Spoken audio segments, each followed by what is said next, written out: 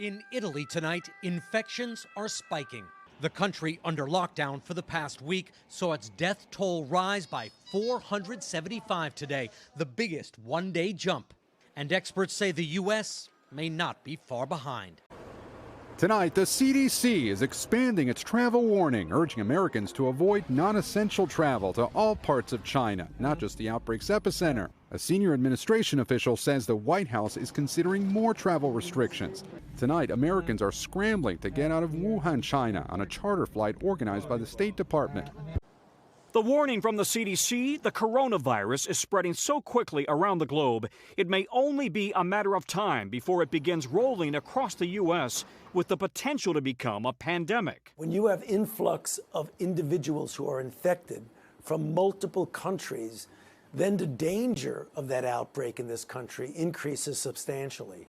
Tonight in Washington state, the outbreak turning deadlier. At least 9 fatalities and more than 30 confirmed cases of the coronavirus. Emergency crews responding again today to the nursing home where several patients lived who later died after contracting the virus. Others are still hospitalized in critical condition.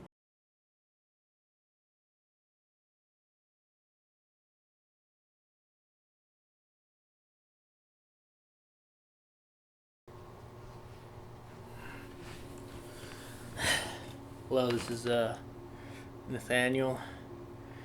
Today is May 4th, 2020. It's been 8 weeks since the stay-at-home order has been issued. I haven't seen or spoken to or stepped foot out of this apartment in 2 months. People are staying 6 feet apart from each other in grocery store lines, and entire events have been canceled. E3, Comic-Con, Coachella, all canceled. Schools and classes have been moved to online or just canceled entirely. The Final Four has been played in an empty stadium. Other sports seasons canceled. And this has been all because of the coronavirus that's been going on out there. So the coronavirus is what we in microbiology called a living entity, which means it's just a little piece of nucleic acid. That's really what a virus is. Okay, but what about this? Virus happens to be a specific kind of virus, and it's called this way because of the structures that it has. This virus happens to be the kind of virus that it's in a little box made out of proteins, and that box is actually has a little envelope made of fatty acids. Okay, and for that it has these little protrusions called peplomeres. Those peplomeres are just like, think of them little keys coming out of the membrane, and they happen to look like a crown. That's why they're called coronaviruses. Okay, I'm going out to get some dinner. Gotta wear this mask so I don't get anything. Okay, hopefully we'll get it done. I had to call and then they'll take it out to me. Okay.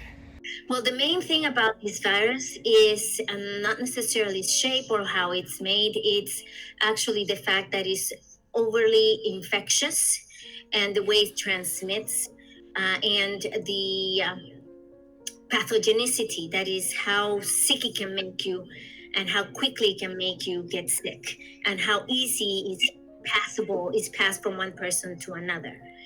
So it's when it gets passed from one person to another, that's what we call the infectivity, how infectious it is. And this virus is very, very infectious. That is, if you're anywhere near this virus is going to jump on you, really, because we are apparently one of its major hosts, and that's the only way they can survive is by being inside a host. All right, so you can see they can only do walk-ins and pickups, so I gotta stay out here and wait for them to make my food, and I'll pay them outside. Oops.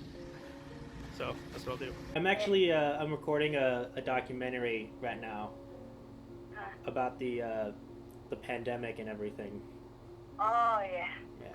So. Yeah. That's good. That is good topic, but. Yeah. So. We don't know. Hey, Mamita, have you ever experienced anything like this in your entire life? No, this is the first time. This is the first time, Nathaniel, for me to be close. I think that I'm in the prison. You know? Have you been staying inside? Inside all the time. Okay. I didn't open the door to anybody. Nobody came here. Nobody. So just Angela, when they come, she talks out through the door. Okay. But nobody come inside. Nobody. I don't go outside because the weather doesn't help me. Because my asthma, you know. Mm-hmm. And then I talk to my son if I can go outside in the backyard. But no, I tried, but no, it doesn't help me. Well, I mean, it changed. It changed my life a lot. We used to, we can go around, we can go to shopping, we can go to the park, and we can go a lot of places. But right now, basically, we can just stay at home. We need to, reduce our life to going out. So, always stay in one room, you always get anxiety or something, and you have to used to it. You have to find something to, make fun yourself. You have to find something interesting. It's not, I like going out, I like, breathe fresh air, and sometimes I will do right now, but it's changed a lot, especially when you have to do some online class. It's totally different experience when you do the campus class. And everyone's just running around like crazy, like that Office episode where Dwight pretty much pulled the fire alarm to see if anybody paid attention to how to get out of the building, and they all failed. Like, that's us. We failed. Yeah, do you think America is like that Office episode? Definitely. I wouldn't even, I feel like now, because we are going through it, they would know how to deal with the pandemic, but who knows when this pandemic's going to end and when the next one's going to begin, because, I can remember in history class learning about the pandemics, and there weren't even real photos. It was like sketchings of what it looked like because it was so long ago. I feel like it's such a broad, complex question. I feel like there is a lot of media that is just installing fear in the public, like an incredible amount of fear, and I think that it's toxic. I do think that, bringing awareness, insight as to what is happening in the world is great, but there comes a time when there needs to be a limit as to how much information we as a society intake, just for like our well-being and our mindset. And so I think that as of right now, things have gotten a lot better than from where they started. But I just feel that the media has a lot of control and a lot of say as to what they share. And it's really installing fear in our society, which can be a big problem. So media-wise, it's a little bit toxic. Virus-wise, it is something that should be brought to everyone's attention, and it is something that we need to kind of be responsible for as to what we do to take care of ourselves and take care of others. What? I'm from Beijing. Well, I've been in America basically 1 year, and it's not my first time to come to America, so I used to it. But in this quarantine, it is kind of different. I know somebody gonna talk about some Asian thing. it's a problem, but I'm lucky that it not happens on me. So my friends, my classmates always treat us normal to me. So I'm very thankful for that. What's your how does it feel? How does it make you feel when you hear about people confronting Asian Americans about this virus? Well, it's complicated. I mean, for a little bit, for some reason, I understand, because at first they feared this one, because this at first breakout in China. So for some reason, I understand at first, but since American already become part of this virus thing, I think they did a wrong thing, because we've just like I just told you, is that it's the same thing. We face the same situation. Nobody can out of it. So it's really bad thing that comforts Asian or comfort Chinese. There, are good days and bad days. So the first few weeks, I didn't really know how long the quarantine would last. I thought it would be pretty quick. But that was way wrong, right? So like now we're 8 weeks into it, and it looks like we're going to be doing this for at least another month longer. So do you feel like this negatively impacted your day-to-day life? It definitely made me slow down, and I'd have to reflect on the activities that I wanted to do versus the activities that I was able to do. So, and yeah. What are the activities that you want to do? Well, I want to go out with friends. I want to go to restaurants and mingle. I want to go to the park freely. I want to attend concerts. I want to attend lectures. But everything is closed right now. So walks around the neighborhood are good, and going outside, putting my yoga mat down in my backyard and soaking up the sun. I'm lucky enough that I have a backyard where I can go and be outside for a little while without human contact. So what's your experience in the grocery store? Oh gosh. It's so interesting. Like, it's a bit anxiety provoking, at least, it was in the beginning. And, right, there are like all of these signs now about procedures in the grocery store. And like, I see signs that are like, these carts have been sanitized, these carts have not been sanitized. But like, I just bring my own like reusable tote. So then I don't even have to mess with anything. I just use my tote bag. I, go down the aisles, and for the most part, like, people are social distancing. So that's been reassuring. But it's like even interesting to see the directional signs down the aisles and how people have to go certain ways now, and all of those things. Like the first time I went into the grocery store, I didn't notice the signs. Right. And then it like took me a little while to figure out like, oh, I have to walk in this pattern and stuff. So, it just totally shifted everything. Right. So is everything is the shelves all cleared and everything, and that whole deal with the toilet papers? Yeah, that's legitimate. Not as much now. I actually just this weekend bought some paper towels, right? So that was cool. But yeah, there are noticeably like empty shelves for certain things.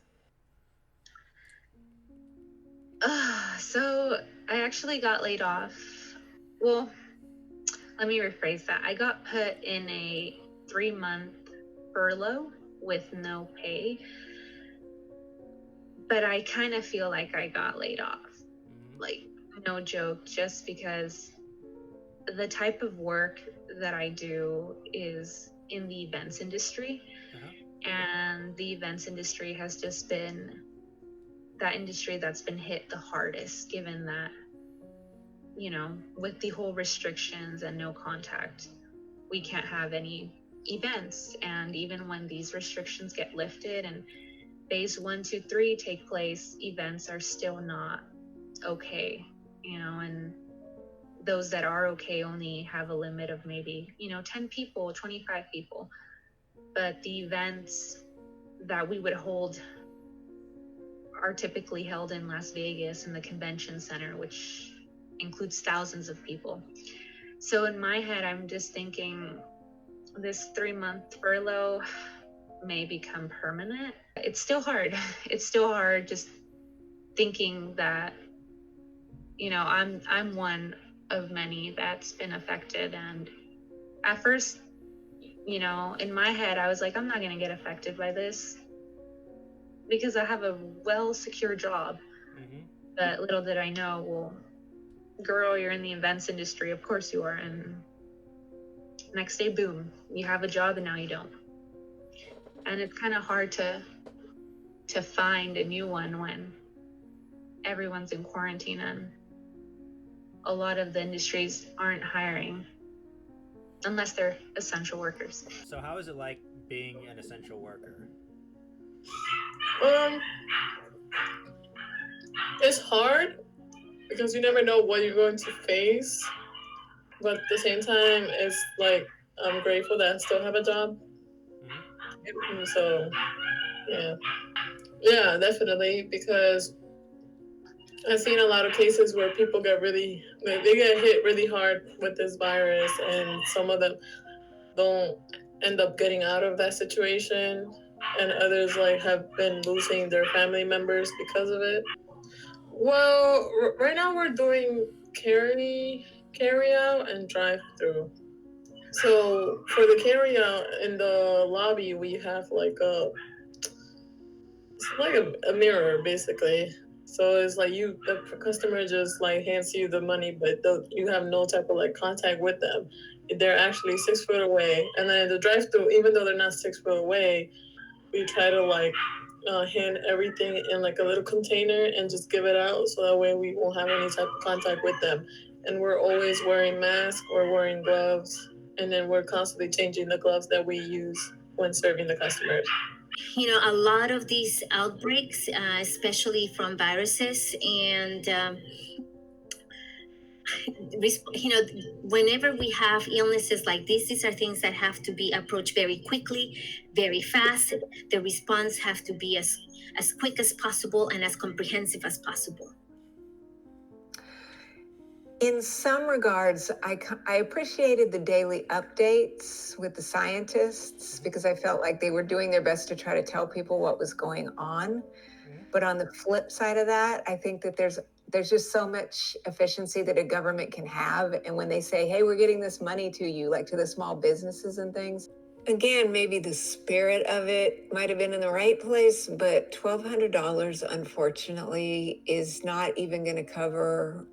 It might cover rent, but it's not going to cover food for people for even a month. So I think it's way too little. And again, because even that trickled out, they're talking about sending more to people. But, a lot of these small businesses are just folding every day. People are getting kicked out of their homes, or some evictions have been postponed, but now they're going to start amping up that again. And I think it's going to be a real problem. The government's going to have to do more.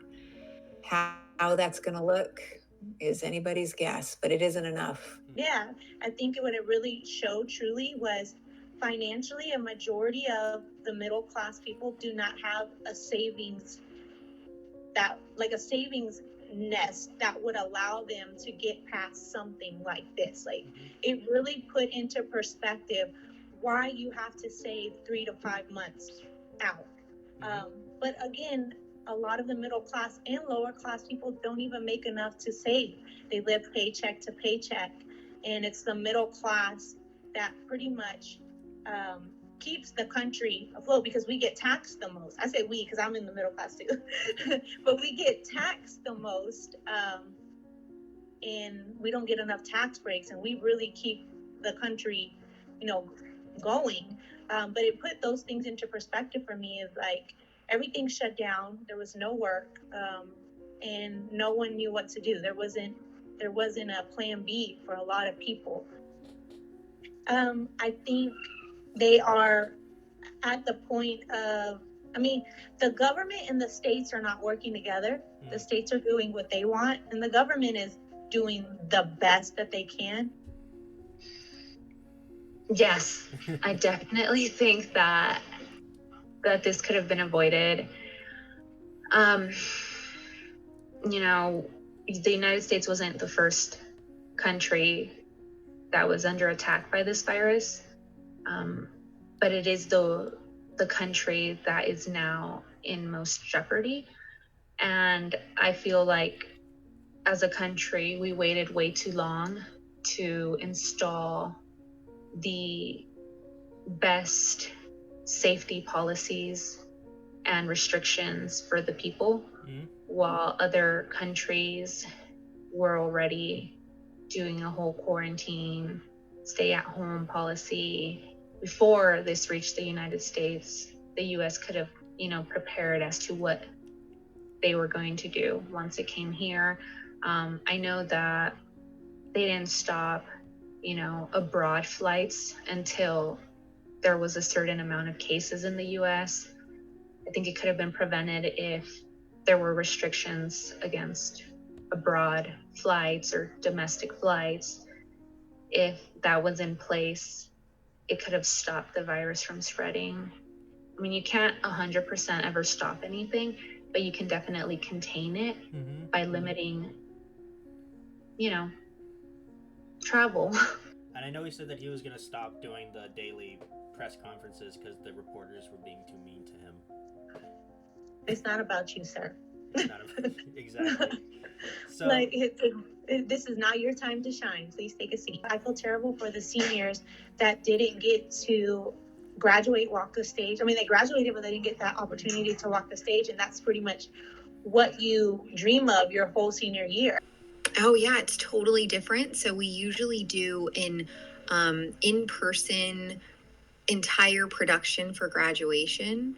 And now, because of just safety precautions and wanting to make sure that, all the students and their families are safe, we're practicing social distancing. So it would just be impossible to social distance a graduation. So what we're doing instead is offering like a really kind of pared down version, right? So with like a skeleton crew of a production team. I host it with Tim Gregory, and we make sure we stand 6 feet apart, and we still honor the graduates and go through and read their names and awards. But it's totally different. I basically just stand alone in a massive room at the Fortress at Full Sail in front of just like a bunch of bright lights. And it's really similar to what I imagine like a live TV broadcast would be like. So it can be disappointing not to get to see the students, because I get to see them in their first month of their program and then on the day they graduate, which feels really special. But right, the great thing is that any Full Sail students are allowed to come back and walk in a future graduation ceremony. So hopefully students who are able to do that will get to come back. But otherwise, I now see all of these like hilarious graduation pics of like people sitting in their living rooms with their cap and gown on, like watching the graduation ceremony on TV. It's been really interesting, so I'm an on-campus course director. So usually I'm on campus 3 days a week teaching in person with, a classroom of students. So in the middle of March, that shifted completely and we flipped immediately to all online learning. So now I hold pretty much the same schedule, but it's all, via like a Zoom teaching. And so I deliver the same content, but it's through a, virtual platform. And so it's a little different. Like one of the biggest challenges has been the difference in relationship building, because that seems to be more difficult in a digital environment than when you have the opportunity to be face-to-face with students. So I did a Cinco de Mayo with DJ Soldier on Zoom. It was like my first virtual show. And I was really eager to try it.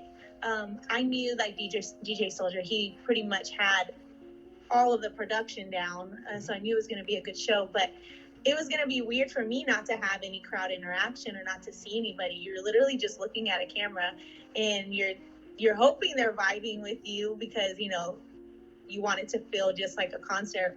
It was a little disconnect for me. It's still something that I have to learn how to do because I do vibe off of other people's reactions and how they're feeling, and they're them cheering and clapping. Mm-hmm.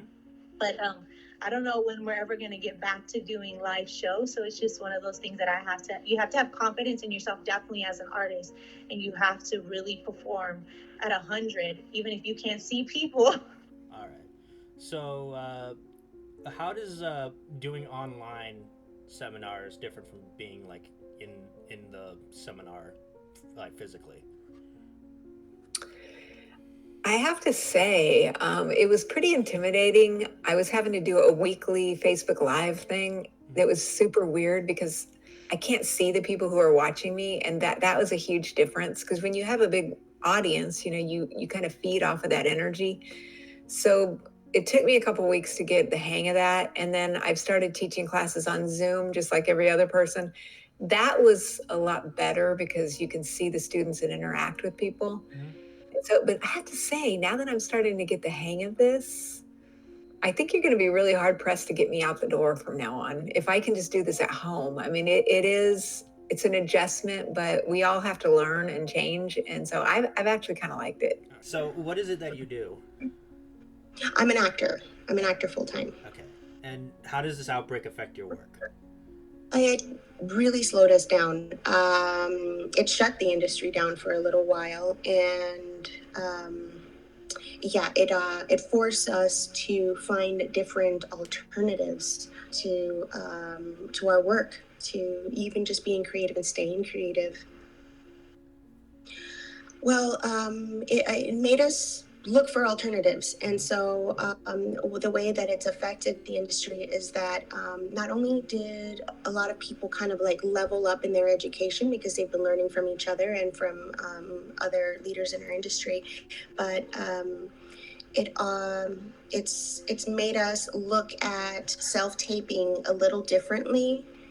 And maybe possibly, I believe that there may be some job opportunities for some of these actors active during this time in the future. It seems to be going along a political line where one party seems to be more about going to business and the other party seems to be more concerned with their own welfare. Mm-hmm.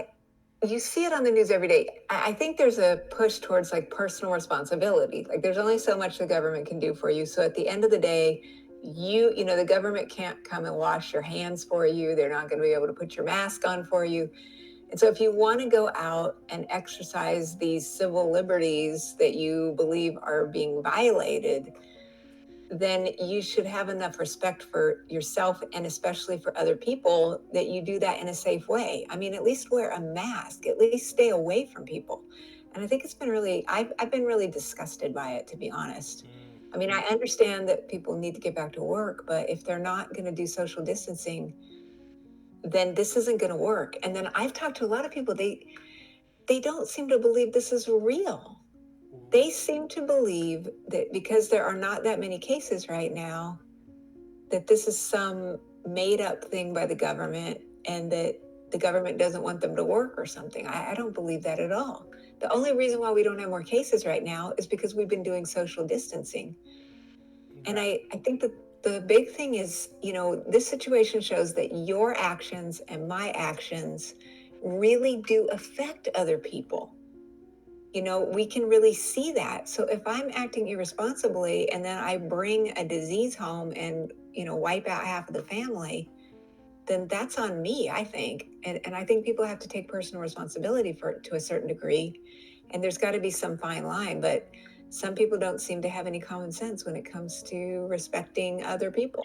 Well, because it is, through droplets, the best way to avoid this is, again, the guidelines that the CDC has been talking about all along, which is you make sure that you have social distancing, you make sure that you wear masks, you make sure that you wear gloves if you can. If you cannot, just to be aware not to touch your face, so that it doesn't get transmitted onto your mucosal membranes, that kind of thing. We know that the virus can come in through your mucosal membrane, which means, your mouth, your nose, also through your eyes. Okay. So that's the key to that. So to keep a distance, because as people speak, even right now, if there was somebody next to me and if I was asymptomatic but had the virus, I can pass it on to the next person, which is the reason why it's so difficult to be opening restaurants and things like that without a plan on how to make sure that people remain distanced, because these droplets will travel through the air. I don't think, again, like we're still in the guinea pig phase and no one knows, and the government is just like living it day to day and trying to give us the best information. But also they know the information already and they're telling themselves before they tell anyone else. Again, I feel really blessed where I'm at, but my bigger concern would be for other people who they go to work every day. They've never had to work by themselves. There's a pain of loneliness. It's very real. And I just feel really bad for people. And I just hope that they can hang in there while these things are getting ironed out, and just, if they need help or psychological help, or, I've talked to people who said they were thinking about taking their own lives and things. And so on that level, I'm much more concerned about other people. How are they going to make it? In terms of housing, food, just emotionally, and all the other things. And so, again, I think at this point in my life, I've been through a lot of hard times, and then I've come out the other side of that. And I feel like the longer you're living, the more experiences that you have like that you know that you can go through hard times, but eventually you're going to be okay. And I don't feel like a lot of people have that perspective, but I'm just praying to God that they will know that if they just hang in here, no matter how bleak this seems right now, I know we can get through this eventually. How long, we don't know, but I'm just hoping that people will hang in there and can make it through all of this. Okay, great. So you said that earlier that this outbreak made you think about having children. Is that still true? Oh, yes. Yes, definitely. Spending more time with my husband has really changed my perspective. There's a lot of times where before I was very career oriented, and I still am. But now I've given myself the opportunity to consider having children. And after talking with my husband about it, it may be happening in the future. So that's exciting. All right. Yeah. Maybe one day, but I think it's going to be a really, going to be a really slow shift. I'm actually really hoping that things, that we learn some lessons out of this, right? So like one lesson that I've learned is to slow down. Because it was really hard for me in the first few weeks to be like confined to home. But what I've kind of taken out of it, like if I could silver line the situation, is that the pace of my life has shifted, and it's allowed me to reprioritize and to see my life from a new perspective. Right. And that perspective is that like, I enjoy my family more and time with my son more when I slow down and I get to be present in what I'm doing, instead of running around with a long to-do list and back-to-back meetings all the time. And like I'm playing a game with my son while checking email. I hope that I don't shift back to that kind of normal. 60,000 people are dead. 1 million people have it here in America. Let's see how it'll turn out. Might go on for another month or so. So only time will tell.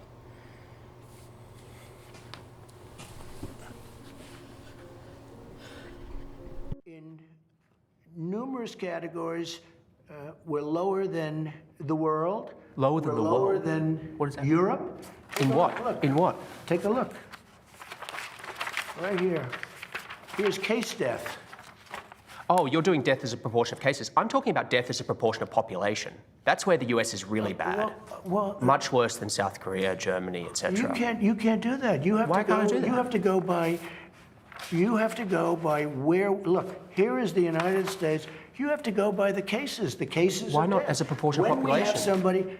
What it says is when you have somebody that has where there's a case. Oh, okay. The people that live from those cases. It's surely a relevant statistic to say if the US has X population and X percentage of death of that population No, versus because you South have to Korea. go by the cases. Well, look at South Korea, for example.